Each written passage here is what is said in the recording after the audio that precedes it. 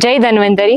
હું doctor forum Kotadia, medical officer in doctor Subhash Ayurvedic and general hospital. આજે હું વસંત ઋતુચર્યા વિશે થોડું જણાવીશ. ઋતુચર્યા એટલે શું?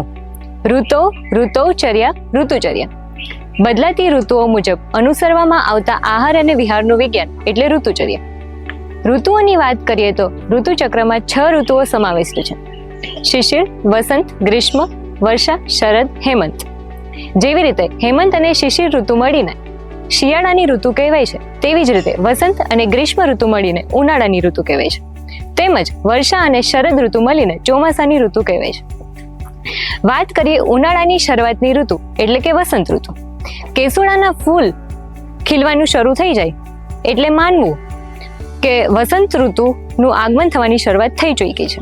હવે વસંત ઋતુમાં આપણા શરીરમાં શું બદલાવ આવે છે, જેના લીધે કયા કયા રોગો થાય છે અને આ રોગોથી બચવા માટે આપણે શું કરવું જોઈએ અને શું ના કરવું જોઈએ. શિયાળામાં આપણે અડદનો પાક, ખજૂરનો પાક તેમજ ઘીમાંથી બનાવવામાં આવતી અલગ અલગ મીઠાઈઓ ખાઈએ છીએ, જેના લીધે આપણા શરીરમાં કફનું પ્રમાણ વધી જાય છે.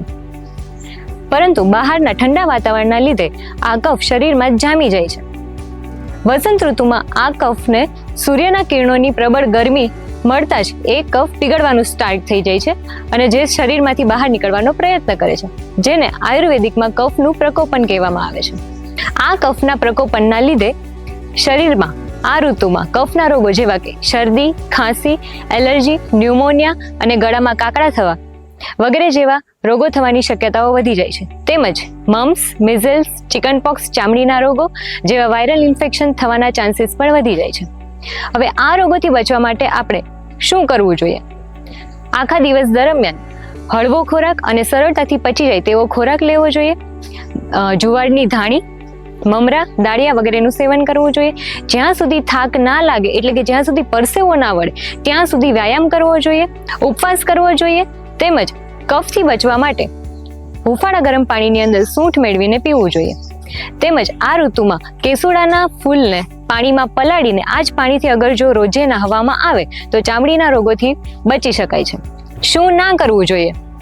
નવું ધાન્ય, દૂધની બનાવટો જેમ કે દહીં, માખણ, પનીર, ખીર, બરફી વગેરે ના ખાવું જોઈએ. ઠંડી વસ્તુઓ જેમ કે કોલ્ડ ડ્રિંક્સ, કોલ્ડ કોફી, ફ્રીજનું ઠંડુ પાણી વગેરે ના પીવું જોઈએ. તીખી અને તળેલી વસ્તુઓ ના ખાવી જોઈએ અને ખાસ દિવસે સૂવું ના જોઈએ. Thank you.